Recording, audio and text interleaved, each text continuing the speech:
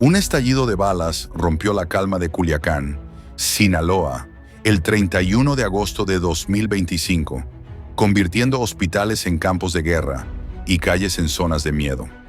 Ayer México se estremeció con una noticia que golpeó como un trueno.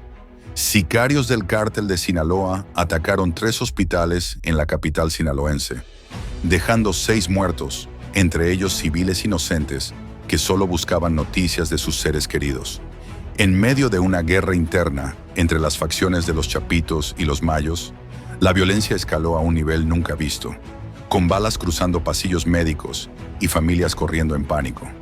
Desde las colonias de San Salvador hasta los mercados de Ciudad de México, esta masacre ha encendido alarmas, pero también preguntas. ¿Quiénes fueron las víctimas? ¿Por qué los hospitales se convirtieron en objetivos? ¿Qué papel juega la corrupción en esta espiral de sangre? Quédate con nosotros, porque esta historia te va a dejar sin aliento, destapando una red de traiciones que amenaza con devorar a Sinaloa. Todo comenzó en las sombras de la sierra, donde el 28 de agosto estallaron enfrentamientos entre facciones del cártel de Sinaloa. En las brechas que conectan Tepuche, Tecolote y Gualamo, el rugido de los fusiles AK-47 y las granadas de fragmentación resonó como un presagio. Según reportes de la Secretaría de Seguridad Pública de Sinaloa, los choques dejaron 2 civiles heridos, Víctor, de 20 años, y Fausto Yuriel, de 21, ambos albañiles que regresaban a casa tras una jornada de trabajo. Los medios locales aseguran que no tenían vínculos con el narco, pero en redes sociales, cuentas anónimas señalaron a Fausto como el Chino Pelucas, supuestamente ligado a los Chapitos. La verdad sigue enredada, pero lo cierto es que ambos fueron trasladados a hospitales en Culiacán, donde su destino se cruzó con un plan macabro. La noche del 29 de agosto, el horror llegó al Hospital Civil de Culiacán, en el barrio Gabriel Leiva. Una camioneta negra, con vidrios polarizados, apareció frente al área de urgencias. De su interior, un grupo armado abrió fuego contra las personas que esperaban afuera, familiares de pacientes que aguardaban noticias. José Ramón, de 38 años, Jorge Armando, de 32, y Rubén, de 61, cayeron sin vida en el macetero del hospital, alcanzados por ráfagas de balas. 4 más resultaron heridos, incluyendo a Briana Amairani, una niña de 13 años, y Víctor Antonio, de 46, quien murió horas después en la sala de urgencias. El ataque, según testigos, fue ejecutado desde un vehículo en movimiento, dejando la fachada del hospital perforada y 3 autos estacionados destrozados. El pánico se apoderó de Culiacán. Los hospitales, lugares de refugio, se convirtieron en campos de ejecución. Al día siguiente, el 30 de agosto, la violencia escaló. En una clínica privada del barrio Centro, sicarios irrumpieron buscando a Jesús Manuel, un joven de 20 años herido en los enfrentamientos de Tepuche. Lo ejecutaron con 8 disparos, sin importar que estuviera internado. Algunos medios sugieren que Jesús era Víctor, el albañil herido, aunque los nombres no coinciden. Horas después, en el Hospital General de Culiacán, un sicario disfrazado de enfermero se infiltró en el área de quirófanos. Su objetivo, Fausto Yuriel, el otro albañil herido en Tepuche, señalado en redes como el Chino Pelucas. Con una pistola silenciada, lo remató en su cama de hospital. El atacante escapó, dejando tras de sí un rastro de terror. En total, 6 personas murieron en los 3 ataques, 4 en el hospital civil, 1 en la clínica privada y otra en el hospital general.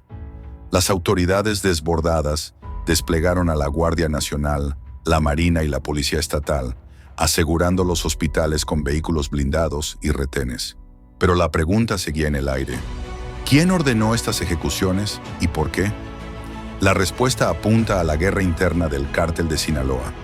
Los Chapitos, liderados por los hijos de Joaquín, el Chapo Guzmán, y los Mayos, leales a Ismael el Mayo Zambada, están librando una batalla sangrienta por el control de las rutas de fentanilo y cocaína. En los últimos 3 meses, Sinaloa ha registrado 350 homicidios dolosos, con cuerpos abandonados en brechas y narcomantas colgando en puentes. Pero un tercer actor complica el panorama. Aureliano El Guano Guzmán, hermano del Chapo, lidera una facción propia que opera en Badiraguato. Una narcomanta encontrada el 30 de agosto lo dejó claro. Aquí no queremos invasores. El que entre al terreno de El Guano va a caer. La violencia en Tepuche, según inteligencia militar, fue un choque entre sicarios de los Chapitos y los Mayos, pero los ataques a los hospitales sugieren un ajuste de cuentas más personal. Fausto Yuriel y Jesús Manuel, los albañiles heridos, podrían haber sido objetivos específicos, señalados como traidores o infiltrados por una de las facciones. Las redes sociales, con sus rumores y acusaciones, alimentan la confusión, pero los civiles, como siempre, pagan el precio. Las calles de Culiacán están bajo tensión. Los mercados, normalmente llenos de vida, operan a media capacidad. Los vendedores de mariscos y tamales susurran sobre los ataques, temiendo que los sicarios regresen. En San Salvador, donde las pandillas han marcado generaciones, la gente sigue la noticia con una mezcla de miedo y empatía, recordando días en que la violencia tocó sus propios hospitales. En redes sociales, videos de los ataques, grabados por cámaras de seguridad, se viralizan con millones de vistas. Esto es una guerra, no un cártel, escribió un usuario en X. Pero no todos culpan al narco. Algunos señalan la ausencia del gobernador Rubén Rocha Moya, cuya falta de declaraciones públicas ha generado críticas. ¿Dónde está Rocha?, pregunta un comerciante en Culiacán, mientras barre los restos de un puesto cerrado por miedo.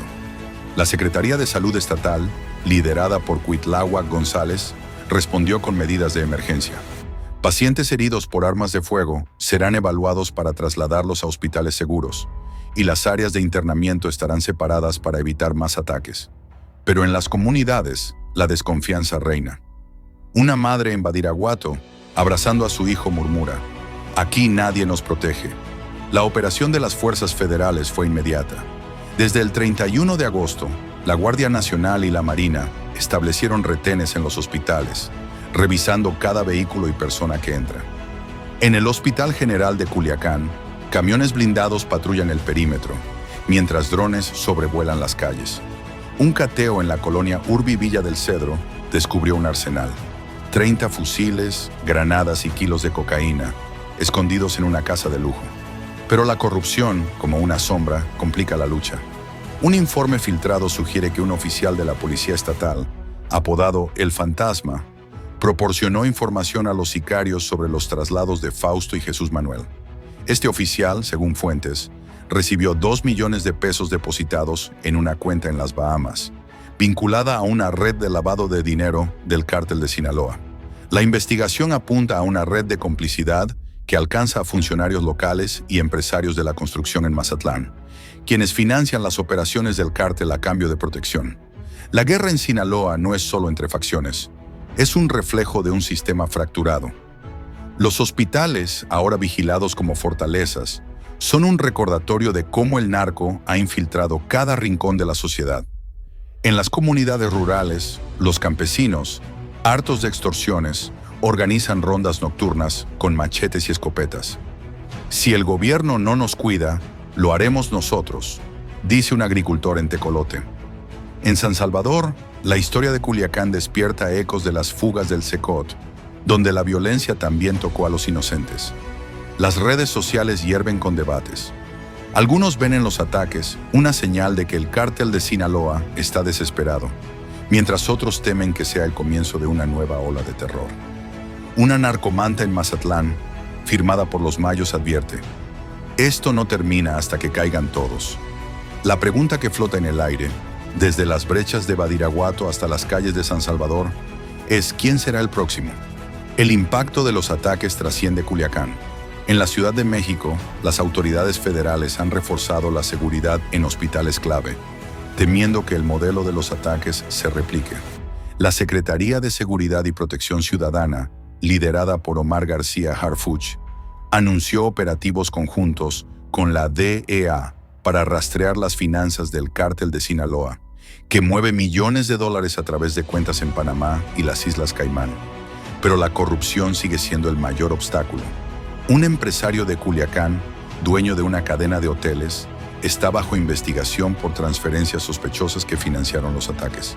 Su nombre, aún no revelado, aparece en documentos incautados en un cateo en Los Mochis, junto a un contrato con una constructora vinculada a los Chapitos. La red de complicidad, según inteligencia militar, incluye a policías locales, funcionarios de bajo rango y hasta trabajadores de los hospitales, quienes habrían proporcionado información sobre los pacientes heridos. En las comunidades de Sinaloa, el miedo se mezcla con la resignación. En Mazatlán, los pescadores evitan hablar del cártel, temiendo represalias. En Badiraguato, una anciana tejiendo una red de pesca murmura: "Aquí siempre hemos vivido con miedo, pero esto es diferente". En San Salvador, la gente ve en Culiacán un espejo de su propia lucha contra las pandillas, preguntándose si la seguridad alguna vez será real. Los hospitales, ahora bajo vigilancia militar, operan con un nudo en el estómago.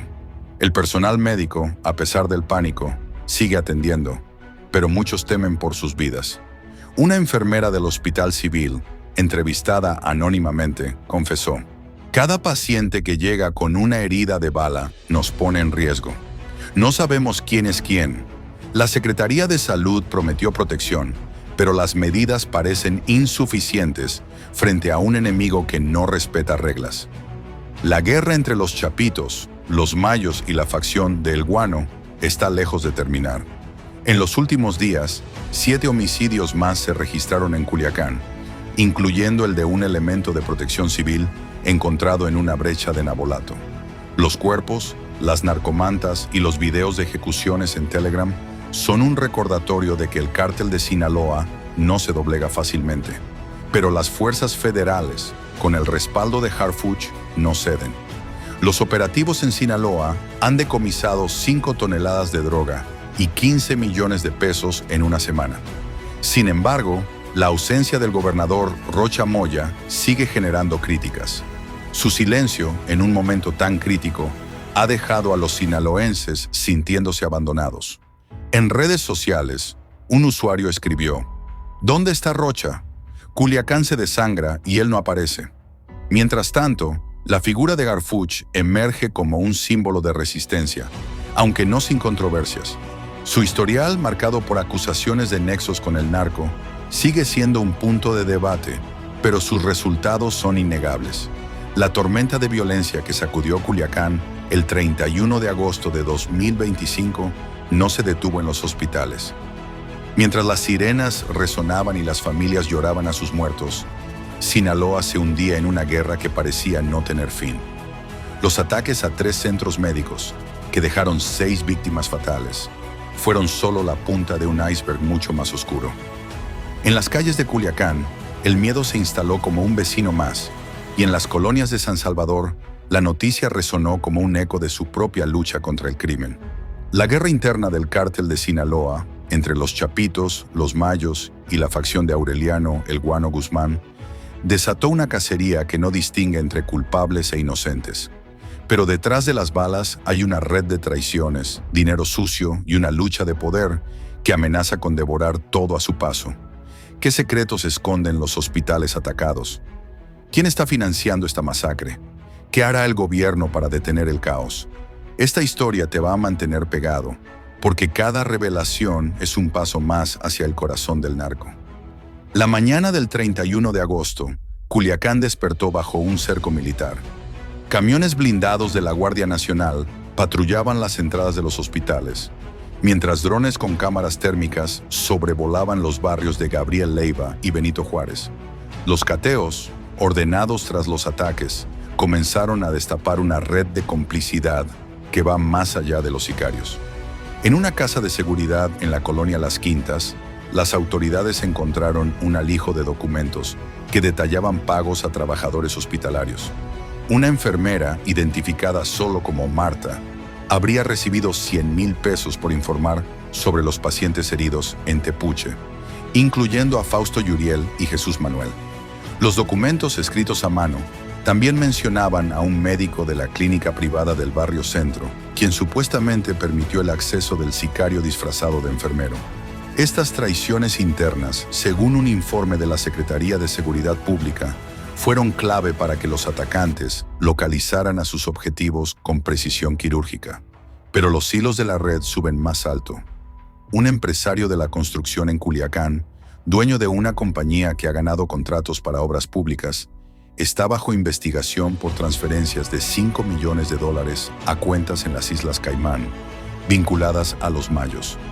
Los operativos no se detuvieron. En un rancho en las afueras de El Dorado, a 40 kilómetros de Culiacán, la Marina descubrió un laboratorio clandestino de metanfetamina, escondido bajo una granja de pollos. El lugar, equipado con ventilación industrial y tanques de precursores químicos importados de China, producía 200 kilos de droga al mes, suficiente para abastecer el mercado de California durante semanas. Junto al laboratorio, encontraron un arsenal: 10 rifles Barrett calibre .50, 15 AK-47 y 200 kilos de explosivos caseros. Pero lo más inquietante fue un cuaderno con nombres de policías municipales y estatales, junto a montos que oscilaban entre los 50,000 y los 200,000 pesos. Uno de los nombres, Capitán Torres, coincidía con un oficial de la policía estatal que desapareció horas después de los ataques. Su celular, recuperado en un cateo en Mazatlán, contenía mensajes cifrados con un contacto apodado El Patrón, que ordenaba limpiar a los traidores en los hospitales. La investigación sugiere que este capitán facilitó la logística de los ataques, proporcionando mapas de los hospitales y horarios de los guardias de seguridad. La guerra interna del cártel de Sinaloa es el motor de esta violencia. Los chapitos, buscando consolidar su control tras la captura de líderes clave, han intensificado sus ataques contra los mayos, quienes dominan las rutas de fentanilo hacia Arizona. Pero la facción de El Guano, operando desde Badiraguato, ha añadido un tercer frente. Un informe de inteligencia militar revela que El Guano, cuya recompensa por el Servicio de Inmigración y Control de Aduanas de Estados Unidos asciende a $10 millones, ordenó los ataques a los hospitales como un mensaje a sus rivales. Cualquier herido ligado a los chapitos o los mayos sería eliminado, incluso en un lugar sagrado como un hospital. Esta estrategia, según analistas, busca sembrar terror y debilitar la moral de las facciones enemigas. Pero el costo humano es devastador. Una de las víctimas, Brianna Amairani, la niña de 13 años asesinada en el hospital civil, era hija de un jornalero que visitaba a un familiar internado. Su muerte ha desatado una ola de indignación, con protestas pacíficas en Culiacán exigiendo justicia. Las autoridades federales, bajo el mando de Omar García Harfuch, han redoblado esfuerzos. En las últimas 48 horas, los operativos en Sinaloa decomisaron 3 toneladas de cocaína, 100 kilos de fentanilo y $5 millones en efectivo. En un cateo en Costa Rica, Sinaloa, encontraron un túnel de 500 metros que conectaba una casa de seguridad con un almacén de armas. Pero la corrupción sigue siendo un obstáculo. Un segundo oficial, un teniente de la Guardia Nacional, fue detenido tras descubrirse que recibió un pago de $1 millón por ignorar las actividades del laboratorio en El Dorado. Su confesión apunta a una red de policías y militares que protegen las operaciones del cártel a cambio de sobornos. Harfuch, desde su centro de mando en la Ciudad de México, ha ordenado una investigación exhaustiva de los mandos en Sinaloa y se rumora que un general de alto rango, conocido como El Águila, está bajo la lupa por transferencias sospechosas desde Panamá. La guerra en Sinaloa no muestra señales de detenerse. En las últimas horas, 2 cuerpos más aparecieron en una brecha cerca de Gualamo, con narcomantas firmadas por los mayos. Los mensajes escritos en letras negras advierten: esto es solo el comienzo. En Culiacán, los habitantes evitan salir de noche y los negocios cierran temprano. En San Salvador, la gente mira las noticias con un nudo en el pecho, preguntándose si la violencia cruzará fronteras. La figura de Harfuch, aunque controvertida por acusaciones pasadas, emerge como un faro de resistencia. Su mensaje tras los ataques fue claro: no negociaremos con el crimen. Cada vida perdida es un motivo más para seguir. Pero en un estado donde el narco y la corrupción están entrelazados, la lucha parece eterna. ¿Qué pasará cuando los cárteles contraataquen? Suscríbete si te gusta este video, porque esta historia está lejos de terminar y cada revelación te mantendrá al borde del asiento.